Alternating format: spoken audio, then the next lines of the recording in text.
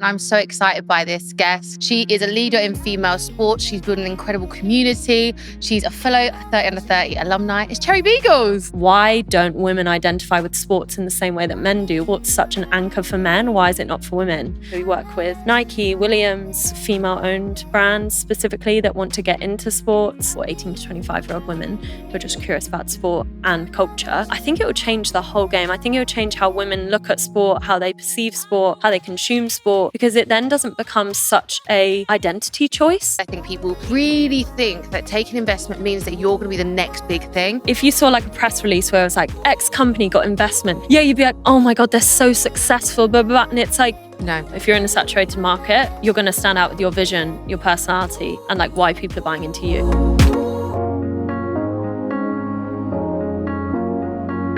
Welcome back to another episode of Managed. It's our first one back after New Year, and I'm so excited by this guest. She is a leader in female sports. She's built an incredible community. She's a fellow 30 under 30 alumni. It's Cherry Beagles. Hi. Thank you so much for having me. I'm so excited to be here. No, I'm so excited. So I'm so excited to have you because you have started the 400 Club, which is a really exciting network. You're building this whole massive community. Yeah.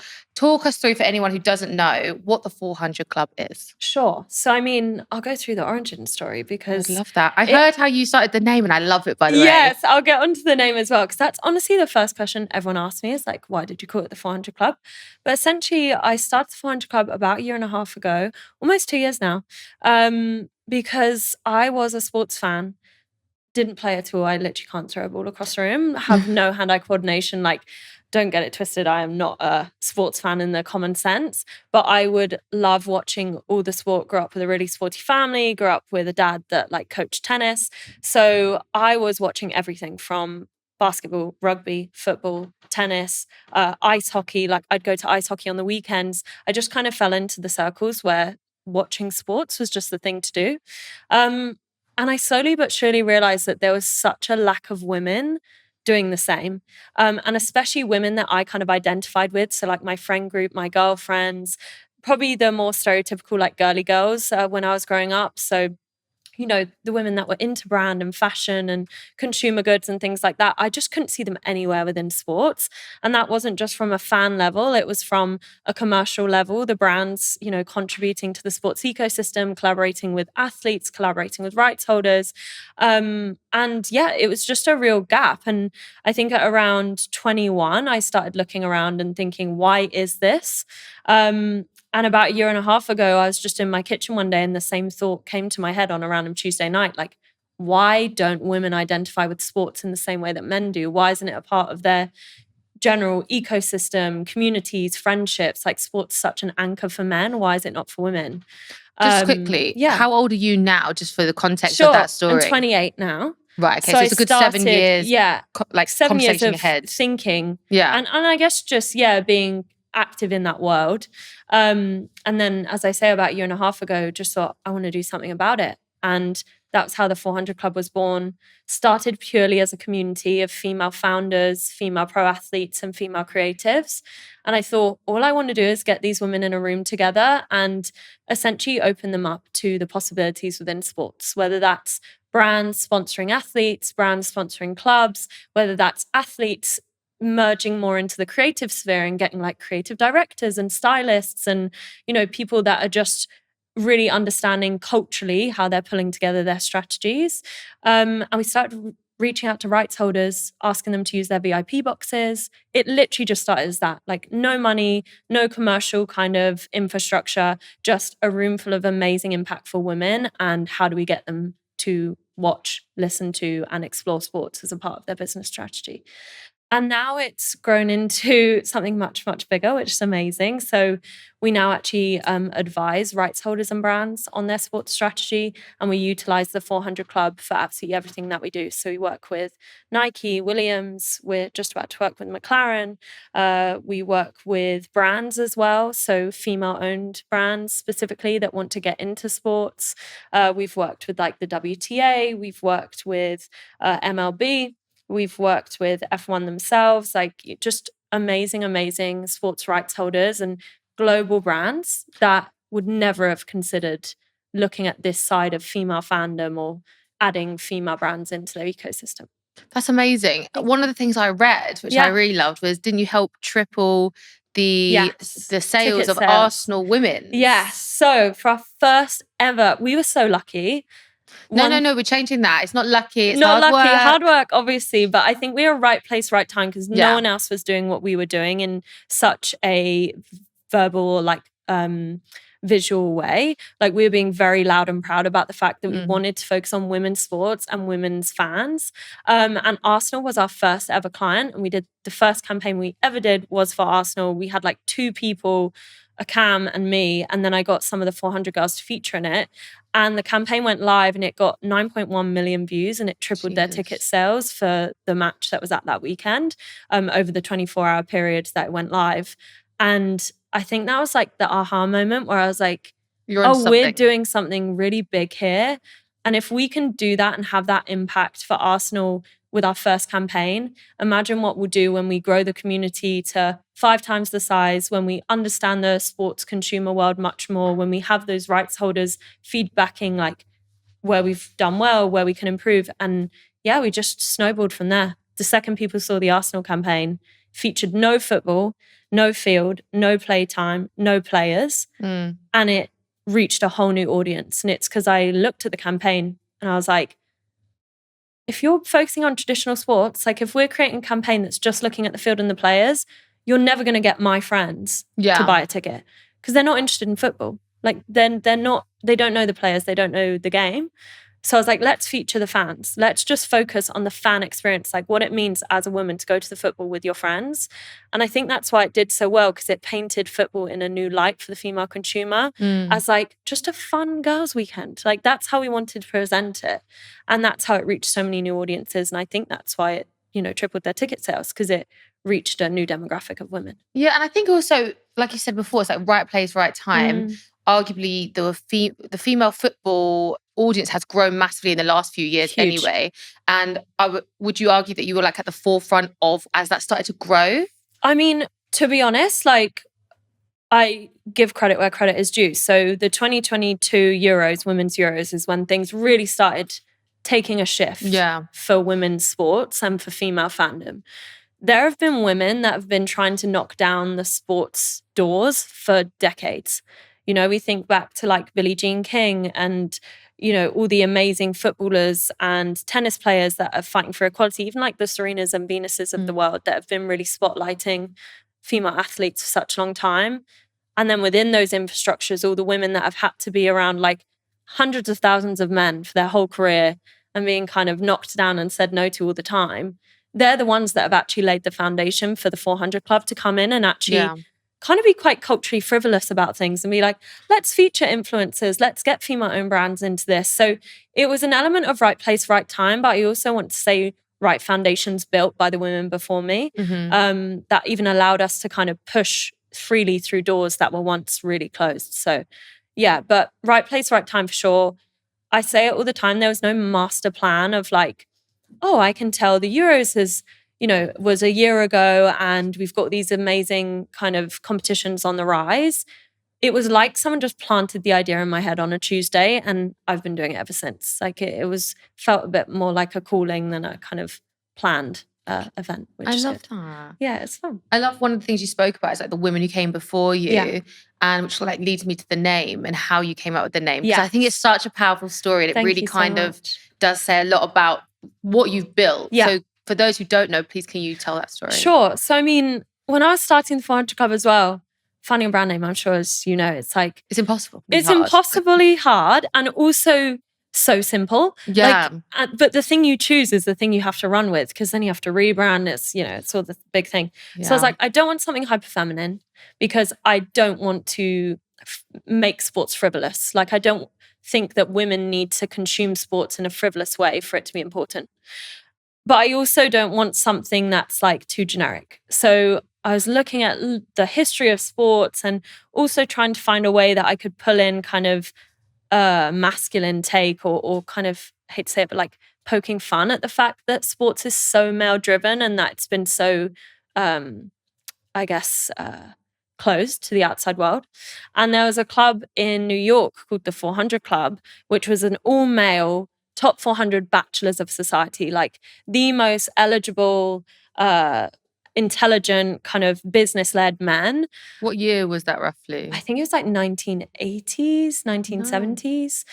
Might have even been long before, honestly. I haven't actually checked the date, but I thought, why don't we turn that on its head and create the 400 Club of like the most impactful, iconic, culture-driving women, and kind of poke fun a little bit at the patriarchy without them knowing.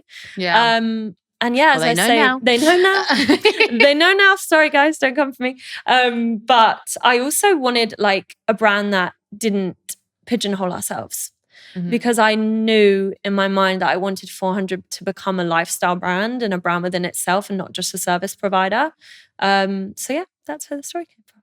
I really love that. Thank you so much. And I think it's such a powerful sort of like homage to like the women before you. Exactly. That we're turning it around. Obviously, everyone knows that sports has been very male dominated for a long time. And like you said, a lot of women before you have like been knocking down those doors. In terms of like the biggest challenges you faced since you started the 400 Club, because obviously you were almost 2 years. Yeah. And by the way, what you've achieved in 2 years is incredible. Thank you so much. Incredible. What are the biggest challenges that you have faced? So many. So I guess I'll put it into 2 parts. One is the internal challenges, and then the second is the industry challenges. So the industry challenges are quite obvious. We'll enter a room, kind of do our full business spiel, and they'll be like, oh, so you're an influencer agency. And we're like, no, we're not an influencer agency. You know, we're kind of bringing new commercial partners into the space. We do activations and we do campaigns, but the overarching feel is that we're shifting the commercial model of sports. And it always just comes back to like, okay, so you've got pretty girls in a club that are like, we can pay to just wear our merchandise. So and come simplifying it, which I don't blame them in some ways, because there's not many players within the women's sports industry or independent agencies coming in and really shaking things up. So they only have the lens of the traditional sports model to look through. But it is quite annoying sometimes, especially in the early days. I was like, I know I'm a young girl and you think this is a frivolous company, but we're actually aiming to shift an entire industry.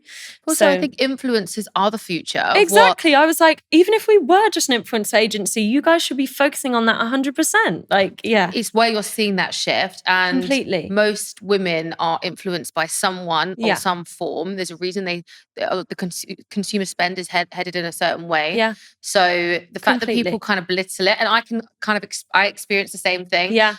Very much like, I remember once someone basically said what I did for a living was like, you know, I just made people famous for no reason. And I was like, do I do that? On some level, but also so many other deeper things that, you know, you're trying to shift. I think it's so easy to simplify. Yeah. But I also wonder if a man was doing what you're doing, would they argue the same point? Probably not. Influence agency. Probably not. Yeah. And I think what is interesting is that simplification. And again, I think it's just because if you look at the demographic of the sports industry and who the people are that are making the big decisions, they're like white middle-aged men. So like pale male style is what I always call them. Pale male style is fantastic. And it's like, they're not embedded into the female ecosystem and like culture and zeitgeist. So why would they view it as more than just an influencer agency? And as to your point, like, okay, well, now influencer agencies are opening equity studios and creating products for their clients and expanding the kind of consumer world through influencers. Like, influencers are the frontier. So yeah, it's really interesting that they kind of simplify it. So I'd say, I guess, yeah, industry-wise, it's competing against a demographic that has very traditional views, and also, again, coming in with, I guess, a business model that is more culture focused or consumer focused, and trying to sell that into rights holders that are traditionally only working with like IP and traditional marketing agencies and traditional events agencies. So that's the industry side. And I also do think that's changing. And I have so many amazing clients where the second I've gone in to pitch for them, they say, look, we don't really understand what you do, but we want to. Like we want, which is really great. I've hand selected some really nice clients. And then I think the biggest kind of challenges internally or personally, I'm a solo founder. That is one piece of advice I have for anyone. If you cannot solo found a business and like find someone with a complementary skill set, even just in terms of hands to like do work, having two people and being able to share that responsibility and share the joys, share the ups, share the downs, that's so important. I wouldn't change the way I've done the 400 Club. I love being a solo founder in some ways because I make quick decisions. I have full creative control, and yeah, I like have that kind of autonomy. But I think if I was to go back and start again, or when I start a new business, I'd definitely be looking for that like complementary subset. Really? Yeah. I'm so How the do you feel opposite. about that? I love being a solo founder. Yeah. But I like being the person who makes the end decision. Yeah, so do I too. And I'm a bit of a control freak with stuff Yeah. like that. And I have an incredible team around me. And I Yeah. could not do this job without my For team. sure. But ultimately, I would hate someone to sit there and override my decision. Yeah. And I know that sounds terrible, but it's just how I am. Yeah, but that makes sense. But it's also about finding someone that won't override those decisions because you think so similarly. Like I've met so many amazing advisors along the way. I'm so ADHD. Like I honestly come up with like the maddest ideas. And No, I'm I so love happy that with them though. being vetoed. Yeah, yeah. But like I just think sometimes I think my gut is always right. Yeah. And there's been decisions I've made and I've gone against my gut and I've gone with the advice and I've got them wrong. Yeah. So now I think, okay, I have to follow my own gut. And I also think in terms of, there's a reason I've never taken investment. Yeah. And, love that. I think if you can do it on your own and For sure. without investment, you should. I think people Completely. really think that taking investment means that you're going to be the next big thing. And I agree. do not agree. This is something I say all the time. You haven't had investment? No, before I was a founder, I thought if you saw like a press release where it was like X company got investment, you'd be like, million. Yeah, you'd be like, oh my God, they're so successful, blah, blah, blah. And it's like, no, investment doesn't mean success automatically. It also means added pressure to your business. I think if you're going to get investment and it's like strategic capital from people that you really think can add skill and meaning and network to your business, that's great. If you're just going for the capital, like the actual money, it will cause more problems than it will solutions because you then actually, also, I don't think people really realize when you're, and this might be me being naive, but when you get investment, the money comes in. What are you going to do with that to show ROI? Like, what hires are you going to make? It isn't like the money comes in and suddenly everything's, You now have a boss, basically. You have someone to report to and justify why you've spent their money in a certain way. Exactly. Everything, and depending what sort of investment you take, the brand image that you've created, because as a founder, you create that brand image and that is that is the identity. Exactly. It can be lost. And I think I've seen it before with brands who've taken on really massive investments and they've grown massively. But sometimes I wonder if they've lost the point of why they started. And that always scares me. And I think the bigger you get, and we've had it where I've gone, you've changed, like almost changed the model in your head. And you're like, that's not why I started this business. You've got to take it back. But the moment you have investment and you have people around you, you can no longer do that. There's no taking a step back without having to justify why you do that. I think you need to be as well. I don't think taking investment is always bad as long as you have a very strong sense of self. Like, I would never take investment if it was to be like, oh my God, I don't know what I'm doing with this business. Can someone help me? It needs to be like, I want your network, your skills, your expertise to layer on top of my foundational knowledge, my goals, my aims, my vision. And that's where I do think a lot of people get investment wrong and kind of view it as a silver bullet. Because as I say, once you get the money, okay, what are you going to do with it? But also, I think one of the things I think I'm really privileged in this industry is I've got a really good network of people also outside this business and people who work at different agencies and in different businesses altogether. And and I've always listened to them, and I've had quite a few offers for investment from different like big agencies or even like you know what I mean, acquired. And like 6 months in, they're like, we want to acquire you. We don't know what we're acquiring, but we want to acquire you. Like, okay, interesting. So in the last 2 years, I think I've had about 7 or 8 offers. God, amazing. And which is amazing. But I don't even open those conversations really because I just think at the moment we're growing, everything is organic. I own 100% of the business. Amazing. Like that's how we're kind of running it. Because I'm surrounded by such great people. They've always said to me, don't take investment unless you really, really need to grow quickly. And we haven't really been in that position. So for me, it's quite interesting because it means that I have something of value and people can see that. So the only time I would take that is if I'm ready to take the next step. Because realistically, if you just want the money, you could just sell a percentage of the business. You don't need to keep that. And it really depends where you're at. And I don't judge anyone for their decision. But I think if you cannot Yeah. you shouldn't. For sure. Just to prove a point that you've got a massive office and you've got loads of Yeah, stuff, but you don't know what those that's staff are something doing. I'm not into either. The optics of having a successful business. Like, I feel no pressure to move into like a swanky office space or, I kind of do. Oh, I'm do you? I'm kind of bougie, so I love yeah. that though. See, I love the bougie side. I do. I love creating a brand. I think that's so important. And actually, you can't really do that in like a co-working space or somewhere where you don't make it your own. But I think there's so many like wives' tales or kind of things that people say you need to have a successful business, and it doesn't exist. I was also going to say, to the point of having great people around you, looking back now, I created the perfect business in terms of getting the advice I needed, because I'm literally surrounded by female founders who are more successful than me, female athletes and creatives who I constantly speak to, constantly ask for advice, constantly get validation on my ideas, on creative, on whether we should do X with this client. And that's been more valuable to me than anything. Like being able to just ask questions to people who have been there before. So I really recommend to people, if you're like building a business, get that really close community around you of people who are better than you, like that you can just go to and be like, I don't know what I'm doing, like, and I'm not afraid to say that, so can you help me? And I it's also so think good. hiring better than you. Oh yeah, I for would say sure. everyone I've hired is better at something Me than I too. am, and I have the most incredible staff. Like everyone has this one, like at least one or two skill sets that are 10 times better than my skill set, and it's why we've created such a great business. Sure.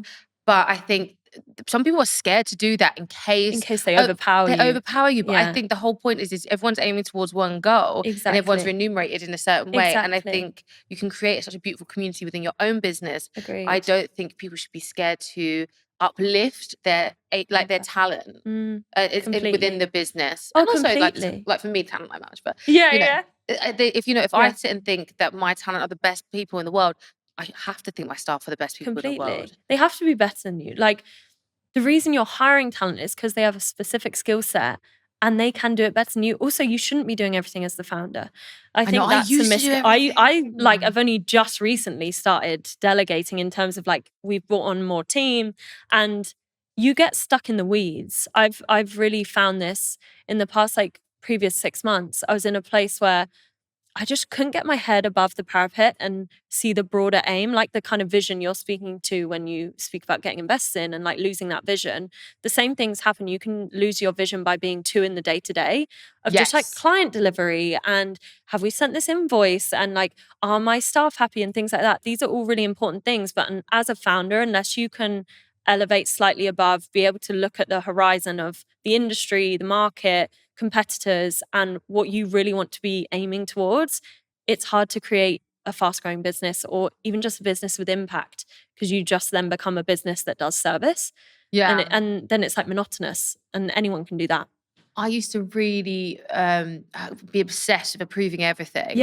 And it became such a point where it felt like no one knew where we were headed because I didn't have time to think about where we were headed. I remember when I first started, I used to do like our VAT returns. Imagine that. Like I used to do everything. Like everything. Honestly, as a founder, you do everything. But that's why I think I'm really good at kind of being the head of, because I've done those jobs. So when someone says to me, I'm like, but I've done it. So I know I can do it. You can do that because I've done it. But, back to that sort of thing of like being able to see that vision. It's so important because that's what people buy into when you're running that business. Otherwise, no one knows what they're following. No one knows what they're believing in. So how do we get everyone to the same point if you don't even know where you're going? Completely. And I used to watch loads of like founder podcasts back in the day. And I used to be really, really obsessed with everyone being like, I think Connor Walker was that I have to approve everything. And I got stuck in my head. And it was the worst advice for someone like me, because then I get so in it that I can't. So you have to hire people you trust and understand what are the core values of the business. Like, what would I do? What, and I feel really confident in my team. Like, I think Ella always says, like, what would Hannah do? And she knows that she can go into a meeting room and she'd be like, if Hannah's on holiday, I know that decision she would make. That's so amazing. And run with it. And that's amazing that your team have that kind of clarity on your way of thinking too. And I think a lot of people at the end of the day confuse the service with the people. Like, at the end of the day, people are buying you and your 100%. Vision. They're not buying your service. If they were just buying your like, for example, for me, we have quite a unique model, so there is a USP there. But let's say it's just on our campaigns. and there's so many amazing creatives out there. People aren't, Arsenal, Tottenham, Chelsea aren't buying our creatives. They're buying our vision and our way of looking at the industry and like our specific take on it. If it was just down to service, that's like there's so many people that can do that. Like you really need to believe in your vision and sell your vision, not your product. But I just think also, like, to your point, your personal brand is so important because people are buying into you as a person. Yeah. So how important for you is your personal brand? And I love your personal brand, by the way. Like, you are very cool. You just are yourself, and I really enjoy that. I'm really heavy on personal branding. I think it's amazing. Yeah. I think I always sit there and go, fuck, it's not good enough. Like, but what in terms you're of doing amazing though. You really are. In terms of your personal brand, what is it that, like, what's the importance for you and how you sell your business and within yourself? Yeah, I mean, to be quite honest, personal brand is something that I really need to level up. What? I really do. Why? I don't post on socials, like LinkedIn. But when I love. you do, when I do, I love LinkedIn. Like I've always loved. I'm a lawyer at heart. I've always loved LinkedIn, but I really need to up my personal branding. And I think we're in an age now. Again, I speak to so many founders on a daily basis that say, if I didn't have my personal brand, I wouldn't have got this opportunity. I wouldn't have got this client. Like you really takes one person looking at a piece of content that hasn't seen it before, or looking at your LinkedIn post of work you've done before, to go, oh, that's interesting. Let me reach out to them. Like, for example, Williams F1, their head of brand saw my LinkedIn and messaged me and was like, do you want to come into the office and have a chat? And that's how our whole client relationship started, was from one LinkedIn post. So it's so important to do. And I think not enough. There's two sides of the spectrum. I'll be probably a bit controversial here.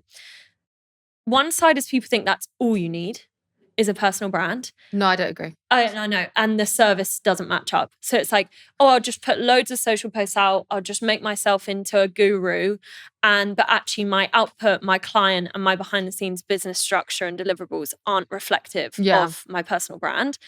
Then people will find you out really quickly. It's like, yeah, you'll get all these clients and attention, but then when you start to deliver work, you don't actually know what you're doing and you haven't taken the time to embed yourself into the business.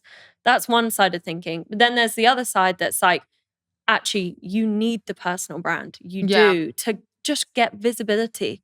Like the more people that see you, the more you can build impact. And I think my issue with my personal brand is that I need to detach from this being selling me and it actually being selling 400. Yeah. And that's something I find really difficult because I don't want to sell me.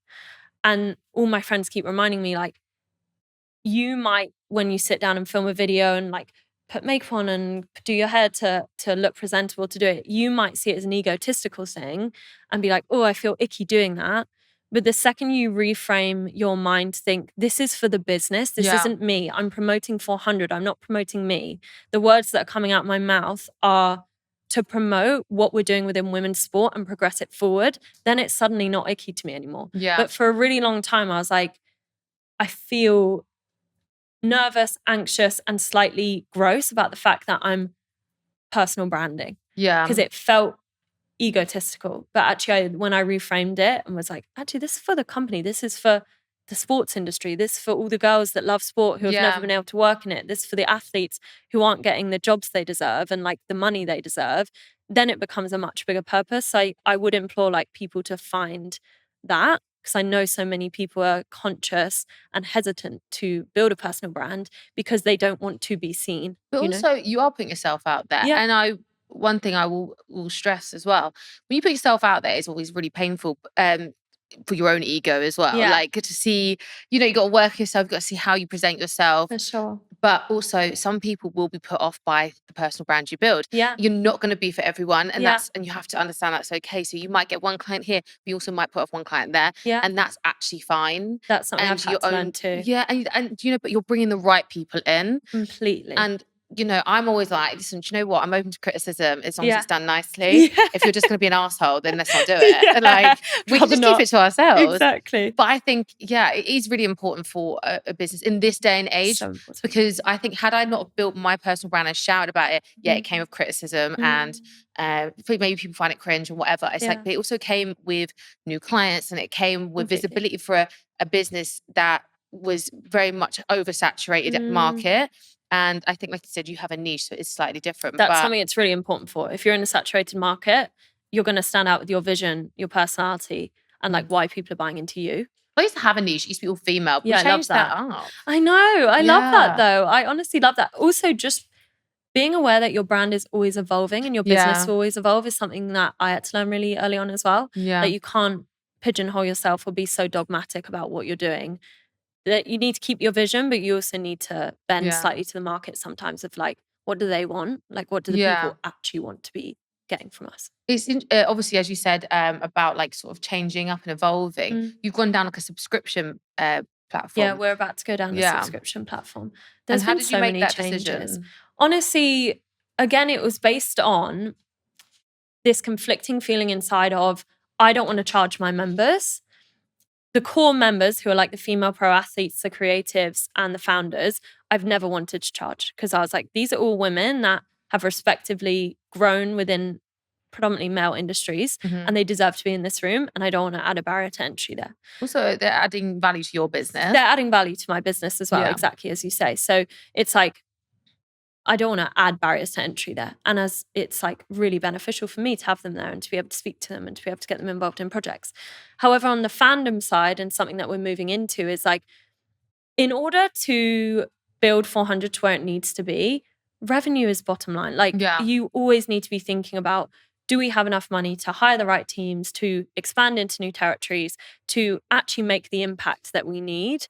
And that's where I think there's such a kind of, again, icky conversation around charging membership or charging a fee for like the product that you produce or the content that you consume. And I actually had one of my friends recently who owns like a women's football fantasy app. She was like, I don't want to charge the fans because they're like OG football fans who have built the game to where it is. And I don't want to like reprimand them for that. And I was like, you need to shift your, again, mindset from this isn't reprimanding, it's improving the service for them because you'll be able to have revenue to improve the infrastructure, improve the UX.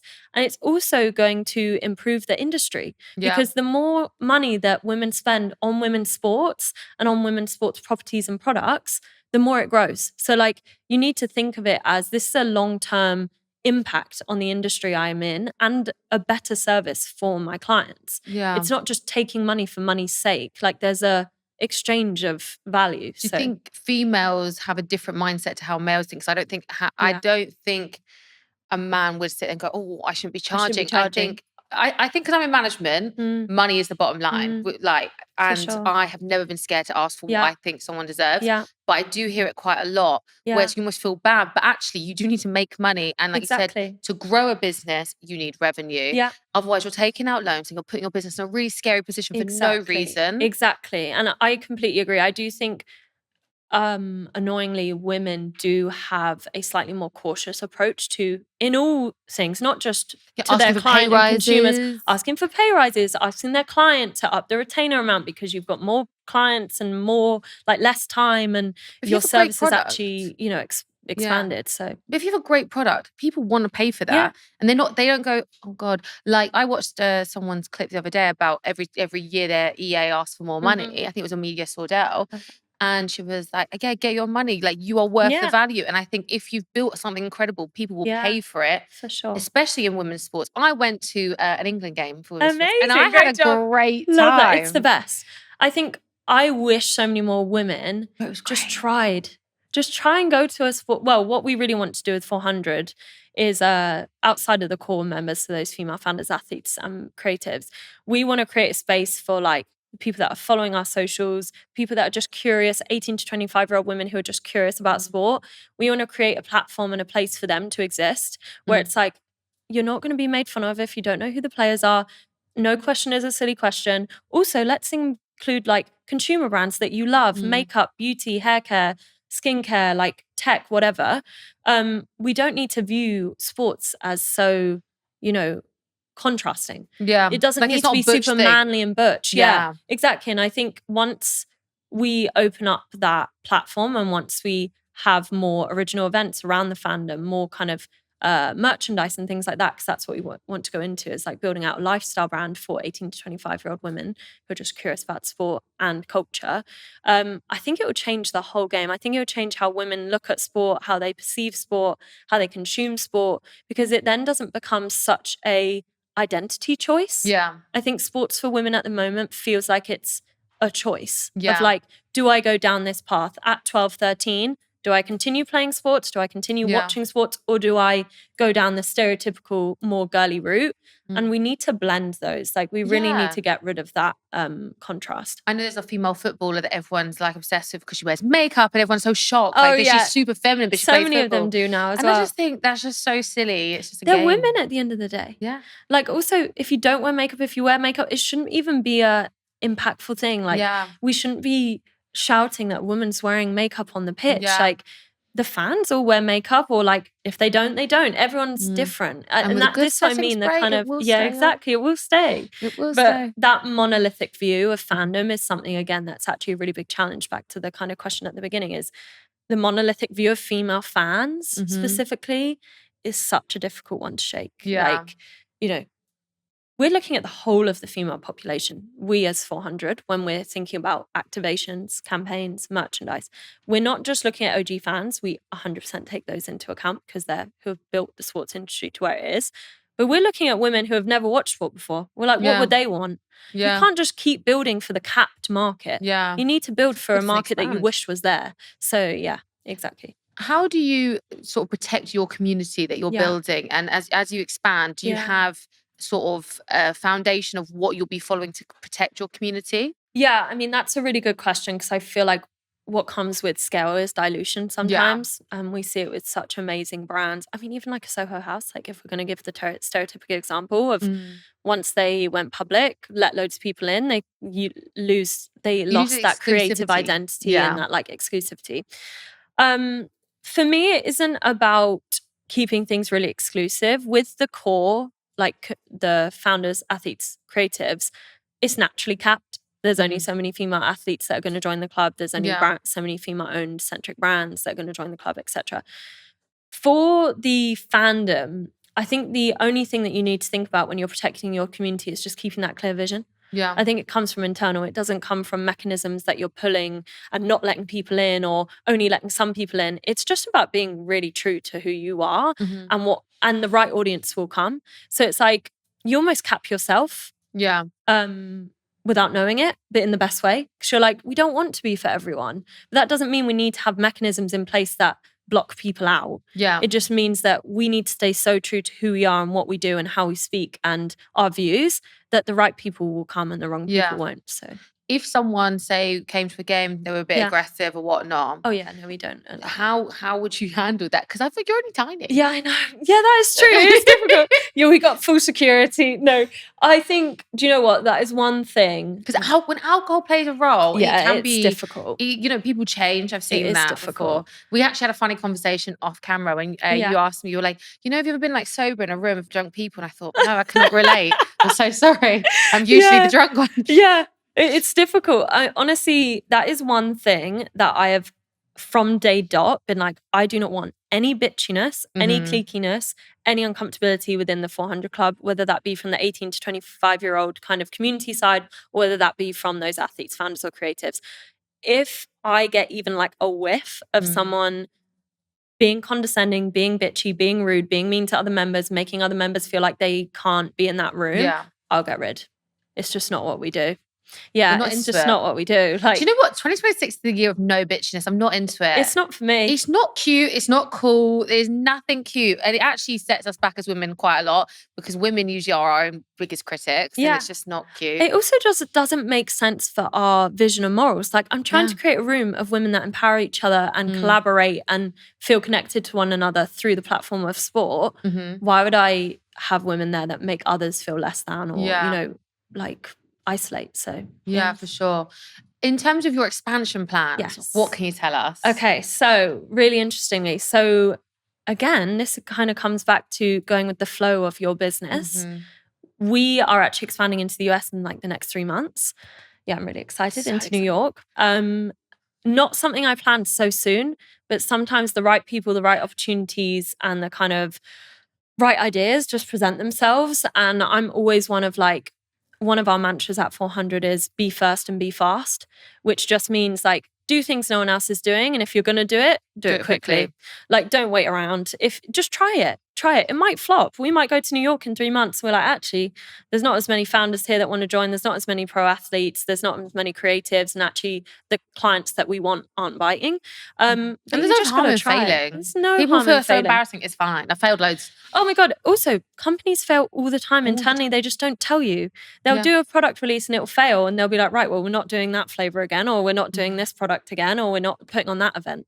So it's like, yeah, I think I want to be with my personal brand as well, way more open and authentic and honest about when we've not succeeded at things, because it happens all the time. Yeah, I think like I understand there's a shame to it, but I'm also like sometimes just don't work. You know, this will be really a very fun one. You know, we opened a modeling agency years ago, and obviously it's not here now. So it didn't work, and it just wasn't for us. And we realized really quickly. Yeah. But we just sort of like dissolved it and just pretended it didn't happen. To be honest, well, like also you take so many lessons from it. Yeah. Because you're like, oh, okay, something I thought the consumer would want, they hate. Something I thought my clients would want, they hate, and you just like. That's noted down. We're not doing that again. I have a different respect for model agents now, to be honest. Oh my God, it's so much. I actually started that was one of the first jobs I ever had, was at Storm Model Management. I so see that for you, I loved it there. I honestly did. Although it was slightly bitchy, I will say. I'm sure they're much better now, but the fashion industry in general was just like more bitchy. But it was just... It opened my eyes as well to having a thick skin. Yeah. That was like my first summer job. And then I actually worked in F1, so I worked at Silverstone. I love that. Yeah, so I've always been a motorsport fan for a really long time. But it made me realize, you need a thick skin. Yeah, like, you do. These girls are being told things on a daily basis that you just wouldn't want to hear. So. I think I'm numb to it, you know? Yeah. Like, I feel so numb when I hear things like, because I would say the management industry is also very bitchy. Yeah. And I just feel so numb. I just think, oh my God, if you don't even know me well enough. Like, piss off. You can't take criticism personally. Do you know what? One thing I was told by someone I really look up to not long ago was, no one who's doing better than you will ever speak badly about you. True. Only people who are not doing as well as you're jealous will speak badly, and you have to stick to that. So when I hear things, I just think you're not doing better than me, so we're not going to talk about it. It's fine. I'm not even going to pay attention to it. I do not care. And if you've got so much time in your hands to speak about it, that is not you.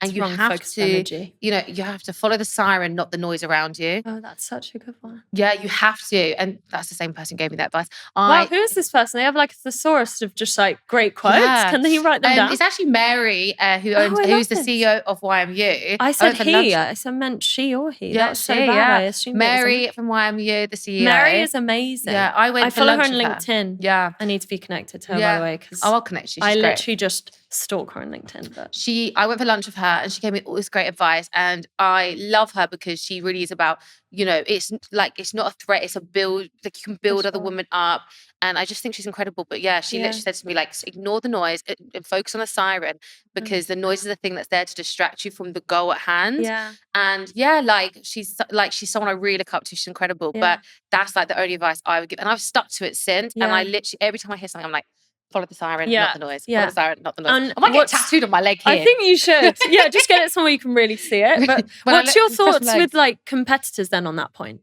I think everyone has a really different niche. Everyone has a different sort of expertise.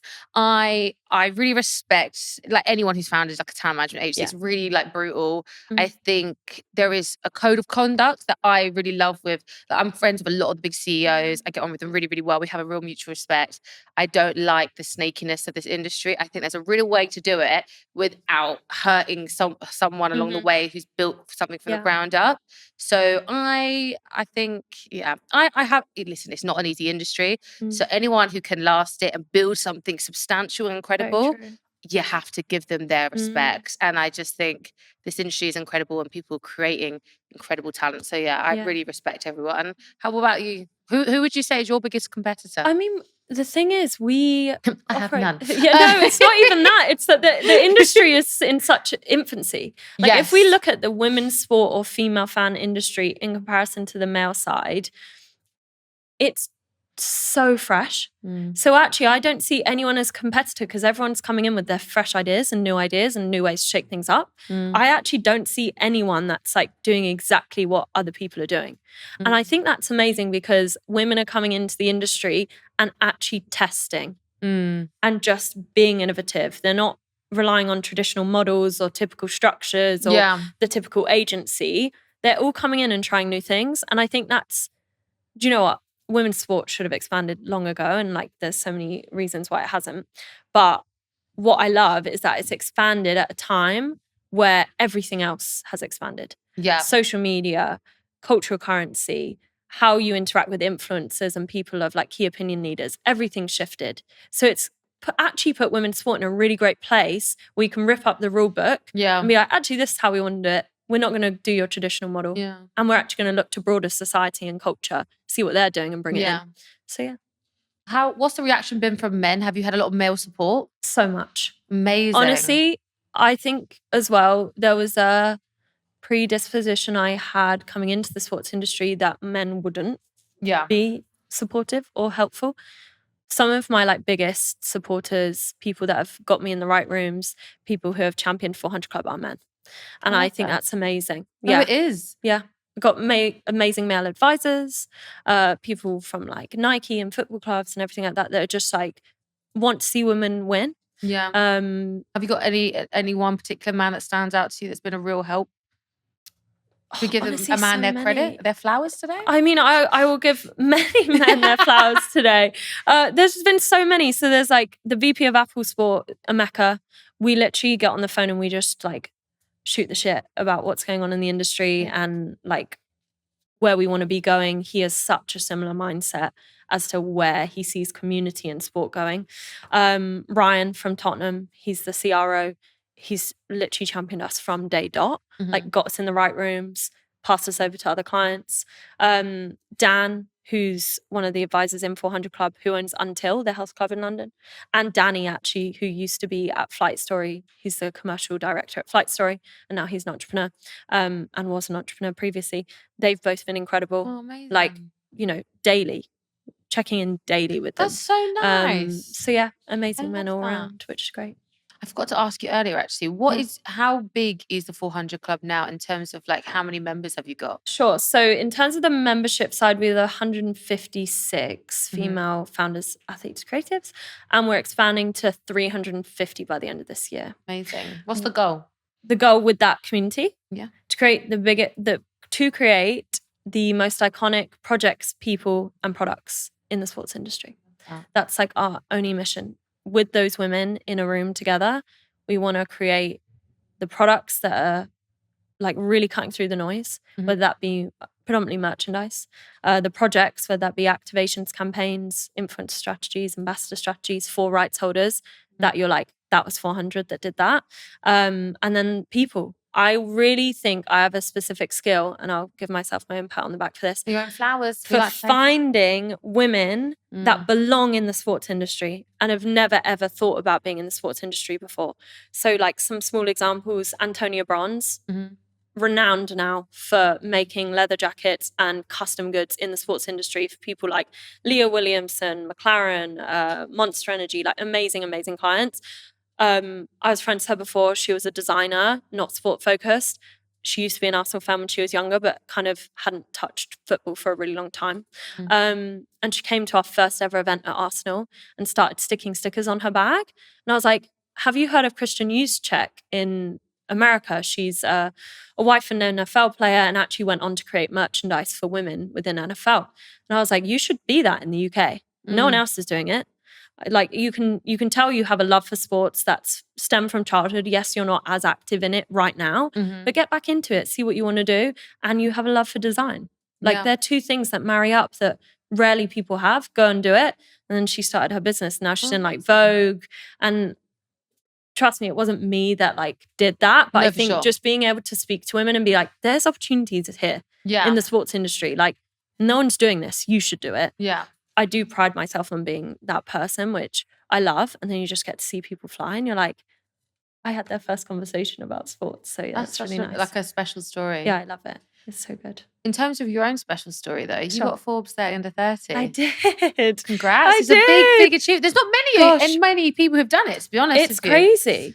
Tell me how that came about, because you've done it quite quickly as well, which I love. That was something that I still feel imposter syndrome about all the time. And I'm such a confident person, but I think I'll tell you how the Forbes 30 under 30 came about, and then I'll also tell you some tips on how to get in Forbes 30 30. Yeah, I was going to say. And then some insider scoops of like things you'd never expect that happen once you get it.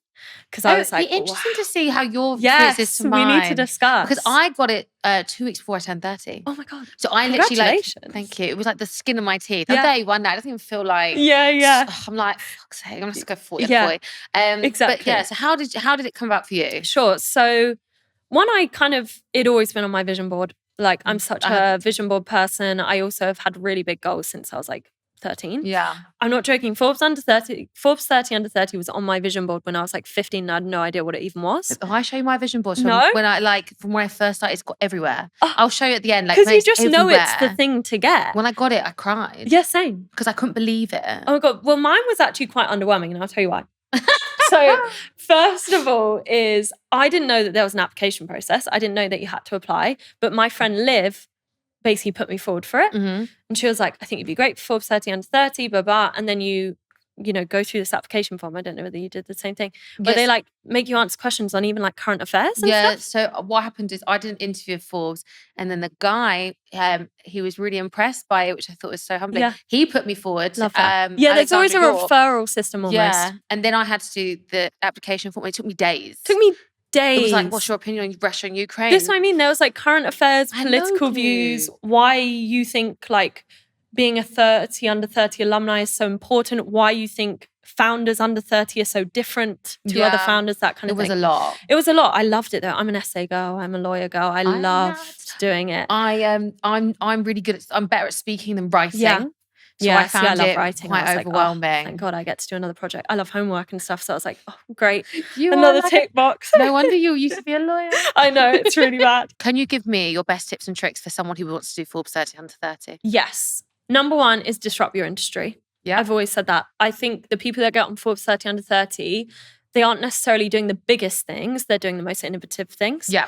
And I can vouch for that myself because I got on the list actually really early in my business, and I actually didn't feel like I kind of wanted to wait a bit longer. I know that's so selfish and it sounds so like me clawing on. It sounds so like it sounds so like spoiled saying that, but it doesn't. I felt like I didn't earn it at that point because I was like, there's still so many things I want to do. Yeah. And I had this idea of Forbes under 30 that I would have had to reach this milestone and this milestone. Actually, I was just really innovative in our industry, and that's what got me on the list. So I'd say be innovative.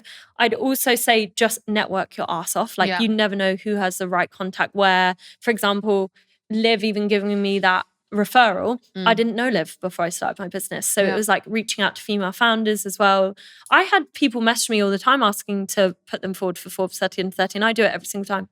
Now I'm going to get loads of messages being like, can you put me forward for Forbes I also do the same thing. I just put them forward. I'm like, it's no skin off my back. It takes me 5 minutes to message my client or like my contact at Forbes and be like, and I also, without prompt, find young businesses that I just love and put them towards Forbes 30 under 30. Yeah. I should do some more like nice things than that. But it's not even I'm not even thinking of it as like an altruistic thing. I'm like, these people are doing cool shit. They should be on the list. And I'd hate the list to not have them this year. So like, let me just pass it. Takes 2 seconds. There's a few brands that I really love that I would want to plug.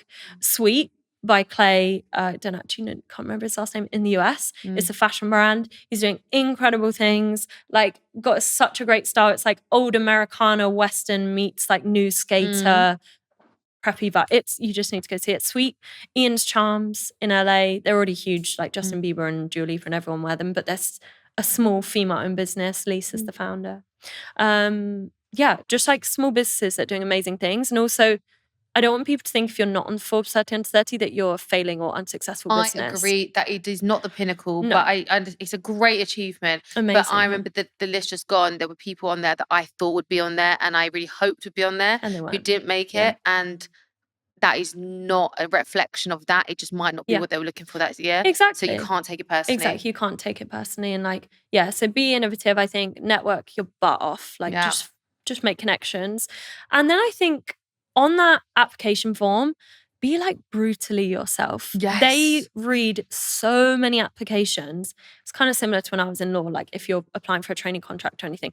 They read so many applications. If you're just a bit more authentic, a bit more blasé, it will be noticeable. So go for it. I also think as well, put in the benefits of like, you know, what's your diversity and inclusion policies? Like, what are you doing that's different for other people? Who what are you as a person? Yeah, what are you making resourceful for your staff? Like, they want to see all that stuff. Like, and that's really important because they want to know that you're benefiting everybody. Exactly. That who works for you, who's benefiting from your company, who your customer is. And depending, obviously, we're both service-based businesses, so it's slightly different. But yeah, I think, apply. Agreed. And I think don't see Forbes 30 under 30 as the end goal either. No. Your vision is for a long time. Yeah. Well, I mean, I had it on my vision board, but like the end goal is the thing you're building. Yeah. Forbes 30 under 30 is the accolade that comes with it. So I also didn't know. They don't tell you when it's going to release. You just get an email. You find out so you don't find out if you made it or didn't make it. Yeah. So I remember waking up and Chloe, you just look and it's live. She texted me at like 4 a.m. because she was in the US, and she was like, "You got it." And I woke up and I was like, "It was a lot." That's what I mean. I was like, I didn't know. I was sat there, no joke, face mask in, hair mask in my dressing gown, like literally sipping a cup of tea. And my boyfriend was walking out the door to go to Dublin because he actually works in the sports industry and he was going to do an activation. And I just checked my email and I was like, "Oh, you have Forbes 30 under 30, and then here's the list." And I was like, I had no idea when they were going to release. And then they obviously invite you to the Forbes 30 under 30 like dinner. Yeah. Where was yours? I don't know. Mine was Paris. I didn't read it. Oh, I went to Paris. Did you go? Yeah, I went. I didn't go. Fuck, I didn't. Oh my God, you should. I don't think I even would have read it. It was good. It was good just because you get to meet other people in person. Yeah, God, I would have gone if I read it. It was fine. You should have read it because also there's a wait list. Oh, so you don't automatically get all the summits. Yeah, I get invited to summits now. But I haven't Chloe actually just shook her head at me. They're all in the US. Do you know what? I'm such an idiot. But anyway, but I'm such a keen bean. I was like waiting on the link to like get a guest list, and then I didn't get it. I remember messaging my friend who's at Forbes. She wasn't my friend before, but then I became friends through Forbes 30 and 30. And I was like, "Can you get me in the Paris guest list?" She was like, "Yeah, you're in." But yeah, you get to go to the event, and then you get added to a WhatsApp chat with every single other 30 under 30 alumni. Yeah, I'm in some sort of chat as well. So I am constantly like restraining myself, from just like finding my favorite female brand owners and like beauty founders and fashion founders and just like gushing to them, being like, "I love your brand." Because it is weird. You kind of are just, you should.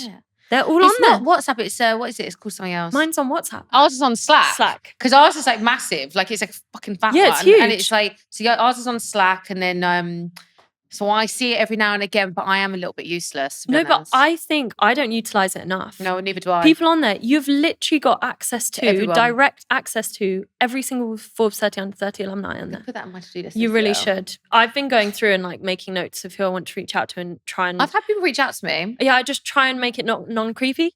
Where it's like, "Hey, I'm another Forbes 30 and 30 alumni." No, Florence Given was, I met her in LA like a few months before, and she was on the list, and I messaged her saying, "Well done, the list," and she hadn't seen it. Oh no. So she didn't know, right? So God, like, that's so thanks for letting me know. And I was like, "Oh, it's okay. It's okay, love you." And then I had no clue what to say after that. I was like, you kind of have to have no fear as a founder as well. Have you found that too? You can't be embarrassed. I'm never embarrassed, but I should have more shame. I don't have any shame. I've really realised it's actually, I have so little shame. But that's how you get far. I should have some sort of shame. That's how you get far. Like I've sat next to people in airports, sat next to people at restaurants, overheard their conversations, just butted in and been like, "I'm so sorry to interrupt you. I do da-da-da-da-da." Like yesterday I met the founder of Humantra. Shame than me. Yeah.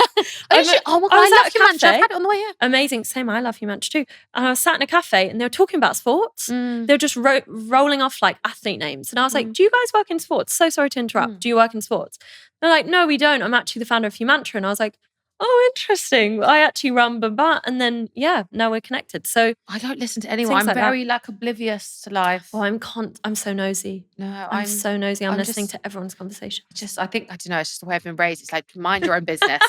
Like, mind your business. I've been raised the absolute opposite. Me and my mum are always I'm in the business. I'm like, I'm on top of the business. I'm in the business. I have an opinion on your business. Like, it's but it gets you where you need to be. Yeah, just being like that one split second of fear, pushing through it. Yeah. I've got people who are interested in investment that way, advisors, clients, from literally just being like, so sorry to interrupt. Can I tell you about my business? What's the best bit of advice you would give to someone who was launching a business? Any business? Any business. Number one best bit of advice for anyone launching a business would be just do it. Like, just do it. I know that sounds so No, I love it. stupid, but It's like, true. Just go for it. what is the worst that can happen? Obviously, take calculated risk. Don't just like leave your job. What? Like, to be fair, save. I did that. I did that too. I kind of just left I because left. I had like $5,000 in my account, and that was it. same. I was literally like, I left. Well, I was a lawyer before, so thankfully I had actually very financially stable job. I worked in the glamour industry. Oh, I love that. I love that. I'm also like, you have different pressures in different ways, because where I may not have had like the financial pressure because I knew I could go back to being a lawyer, I was in like a really safe, traditional job where my parents are all creatives, by the way. They were like, why the fuck are you a lawyer? Like all my family are in creative. So for me being a lawyer, I was like, families, they're like, the black sheep. Why the fuck are you a lawyer? Yeah, my mum was like, how are you a lawyer? Like, we're in fashion and creative and advertising and everything like that. But I had other pressures that way where I was like, oh, I'm in a really safe job.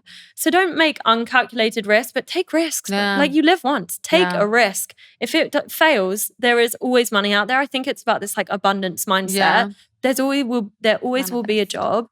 Always will be things you can do. Always ways you can upskill yourself as well. I think that's something not a lot of people think about, is how to add more skills to your personality and to your subset. Yeah. I think people think, oh, there won't be any jobs for me. Okay, yeah, maybe with your current skill set that might be, but find people to talk to, find online courses that are free, find YouTube videos that are free to learn things. The resources now are endless. But so many amazing resources, so you can always upskill. But I think just take a risk. Yeah. And also believe in yourself. That is something that I really... I have an extraordinary amount of self-belief. Some would say crazy amount in myself and what we can achieve. And that's the only reason we've been able to do what we do, I think. I am delusional though. I'm delusional too. I have some crazy ass dreams of what I think I can achieve.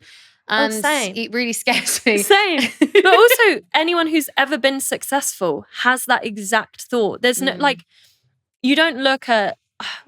President of the United States is not a good example right now. This is a terrible example. You don't ever look he had a delusional thought. It's come true. And it's come true. It's come true. You don't look in at the worst possible way. Steve Jobs, let's say, like, he had to be a bit delusional to reinvent the industry. And now, if you look at both of us, Apple, everywhere. Exactly. So you have to just...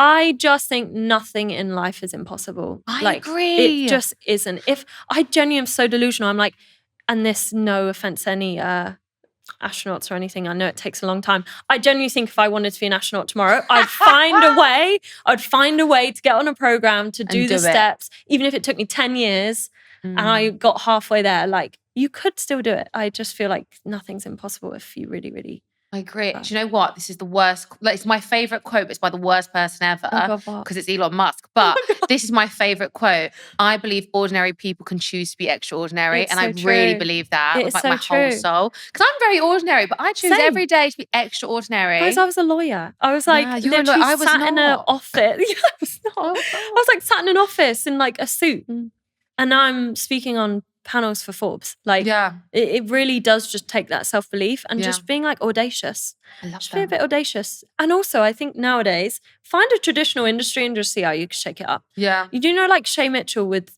Base. Yeah. The bags. Just suitcases. Yeah. Like, they are quite smart. They're so great. They're so amazing. But it's like, she looked at the industry and was like, that's kind of boring. And now people are copying it. So it's just like, you just got to be ahead of the curve. Yeah. Right. We're going to end with some quick fire questions and then I will leave you to it. Amazing. This has been amazing. Such a great conversation. I've loved this. So, favourite athlete of all time? Oh, favourite athlete of all time, it's changed. Recent days, really, really, I guess stereotypically, like Alona Mar. She's done so many things for for USA, rugby, for women who don't fit the stereotype of what it means to be like commercially attractive in terms of she is herself and she's so beautiful, but she isn't, like a size 0. Yeah. So Alona Mar for her kind of cultural presence and shift there. I also just think like an OG like Billie Jean King that's just pushing equality within women's sports, OG.